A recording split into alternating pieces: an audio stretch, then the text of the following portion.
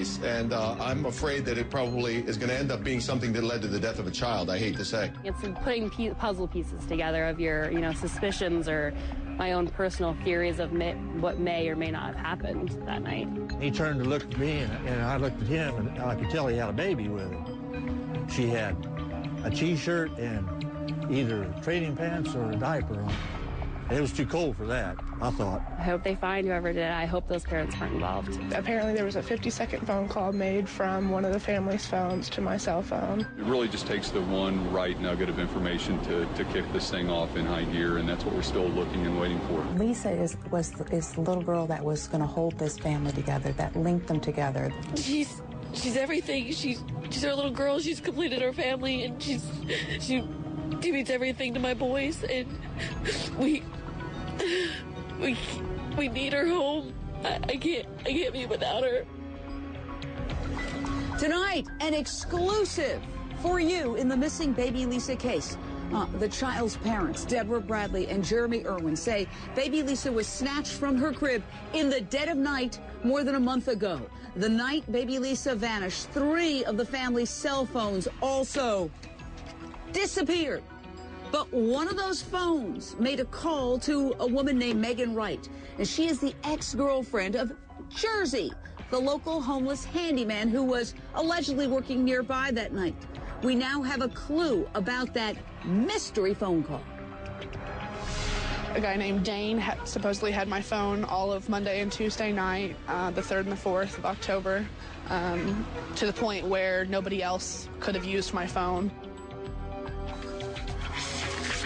All right, so who is Dane? Now, we're going to lay this out for you. Here's the expanding cast of characters in this mystery. Deborah and Jeremy, the parents of baby Lisa, who's missing. Philip Metz is Deborah's brother. He's the one who went with Deborah to get boxed wine shortly before the child was vanished, allegedly. Then you have baby Lisa's half-brothers, the 2 little boys who were at home that night. Then there is the lady with the pink hair, Megan Wright. She is the ex-girlfriend of the homeless handyman who is known as Jersey, also known as John Tanko. Now, her phone, Megan's phone, got a mystery phone call the night baby Lisa went missing. We're going to talk to Megan in just a moment. Then there is a mystery man who was seen walking around in the dead of night with a baby who was almost naked. And now the newest member of this mystery, a guy named Dane, who apparently had Megan's phone when the call went through. What do you make of all this? Call me 1-877-JVM says, 1-877-586-7297. Straight out to CNN reporter Jim Spellman on the ground in Kansas City, where it's all happening. What are the big bullet points, the headlines of the new developments? We have another person on the scene here as well as Dane. We have a man named Shane. Now, this whole time we've known that Deb Bradley, the mother of baby Lisa, was out on her porch drinking with her next-door neighbor. We now know that for at least an hour and a half of that time, a third person, a man named Shane, who lives 2 doors down, had joined them. He wasn't drinking, he tells us. He was joining them smoking cigarettes, but it certainly changes the tableau of that night. He says he didn't see anything. He says Deb Bradley didn't check on the baby during that hour and a half time, but that really changes what was going on right here behind me that night, Jane. And what's really fascinating about all this, Levi Page, and you're a crime blogger, internet radio host, is that the call, let me get my cell phone out so you can visualize it, the call that came from a phone belonging to the mother of the missing child that was supposedly taken at the time that the missing child was taken and went to Megan, who we're going to talk to in a second exclusively. This call was made between 8 and 8:30, according to published reports, which is before the mother says that she passed out while the child was still there. What does that tell you, Levi? Well, it's interesting because Megan says that the person who had her phone that night was a man by the name of Dane Diggler. And I looked up this guy's MySpace account, and he says he's a party boy. He says that his occupation is a street chemist, and it says his expertise, he says, quote, "I wish it was being a dad. All I'm really good at is being a cracker, damn right. Oh, and my name is Dane, and I do drugs to deal with my problems."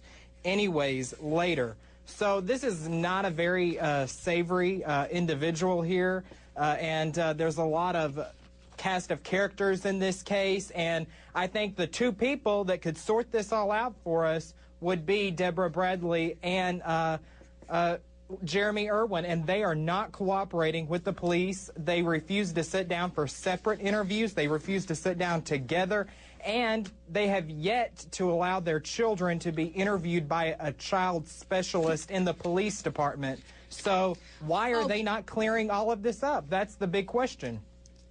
Thank you, Levi. And now we have our exclusive guest, Megan Wright. Now, Megan, thank you so much for joining us. We know that it's got to be difficult for you to be in the center of this storm. And I assume you're speaking out because you want to do whatever you can to help find this child. Megan, okay, you have a phone. It's a prepaid phone. A call came in from a phone that the cops say was one of the phones that was allegedly stolen from baby Lisa's mother's home at the very same time as baby Lisa. Okay, it goes in at 8 p.m. that night, which is before the mother says she passed out. So that doesn't make sense.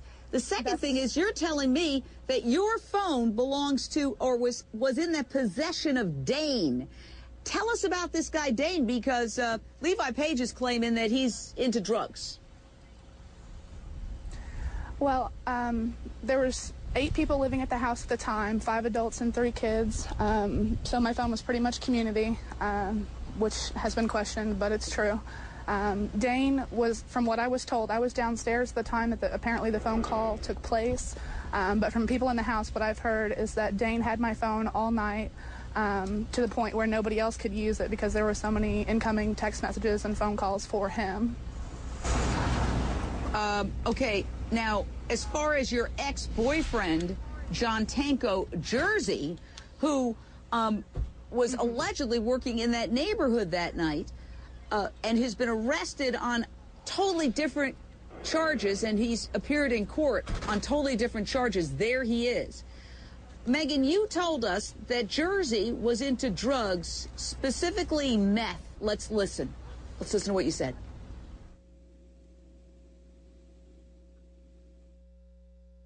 I found out that he was getting into some drug activity. Do you know what drug is? Meth, from what I understand. He would disappear for hours on end with no explanation. He was quick to anger, last to understand, and I just couldn't handle it anymore. And towards the last couple of days, I was actually fearful for my safety being around him. Okay, so we know that the missing baby's mom admits she had about 5 glasses of wine the night the child went missing. That's why she says she passed out at 10:30, doesn't know exactly what happened. There are also published reports she was on anti-anxiety drugs. Now a family member is coming forward and telling us that she, quote, flirted with drugs and may have had a problem with alcohol that she liked to drink. In your opinion, is there any nexus between Dane, who apparently allegedly likes drugs, and the mother, who a relative is now saying flirted with drugs? Is this phone call, could this phone call be about that? It's possible. Like I said, I wasn't around when he had my phone. I was downstairs. My phone was upstairs with Dane, apparently in his possession from what I was told. I don't know this Dane, but does he push drugs? Does he push drugs? Does he push drugs? Not that I'm aware of. I don't know him well enough to know if he does or not. How about Jersey, your ex? Has he ever sold? I know that, not that I'm aware of, never in front of me, but it is possible, like I said. And towards the end of our relationship, we didn't spend a whole lot of time together because he was at the release center. So his activities are totally unknown to me at that time. So. By the way, if Deborah Bradley, the mother of the missing child, or her the man she lives with, it's not her husband, but the man she lives with, the father of the missing child, they want to come forward. They are invited. We reach out all the time to their attorneys. We want to hear their side of the story, but we're also trying to find baby Lisa. And this cast of characters is very, very strange. More in a second with Megan. Please, please, call the TIPS hotline. If you know where she's at, and if you have her, please, just take her somewhere safe. No questions asked, just drop her off with somebody at a hospital, a church, the fire department, the police station, anywhere. Now, an Issues exclusive, a father who knows exactly what it means to have an infant snatched from the safety of his own home. Gil Abeda has been searching for his missing son, Christopher, for 25 years. Gil, thank you for joining us tonight. Your son was just 7 months old when he was taken from his crib. You and your wife were both accused at the time of being responsible for your son's disappearance. You have traveled thousands of miles now to help find baby Lisa. You're on the ground in Kansas City. What is your theory of this case now as we hear not just the homeless man and the mystery man with the baby, but now we've got Dane, the guy who supposedly had the phone when the call came in from the phone from the family's house, as well as Shane, some neighbor who's over there partying. Okay. You know, this is the most unusual case I've ever been in. It goes in different twists and turns. We tried to focus on, you know, when I came here and arrived here after 1,000 miles, I was going to just merely help the family, do anything I could based on experience, and I couldn't get in. I mean, there seemed to, they were given advice by their attorney and their private eye not to talk to anybody, and that's in reverse of what should have been done. So little by little, we picked up information and started to come up with our own way of finding things. What is your theory? Do you have a theory of the case, Gil? Well, let me share this with you. We have a suspect. You know who did it? We. Okay. Yes, we think that. And we have the eyewitness. You know, remember the eyewitness that saw the man carrying the baby late at night? Yes. That's very unusual, and there was 2 witnesses to that. And so what we did is we did some investigation.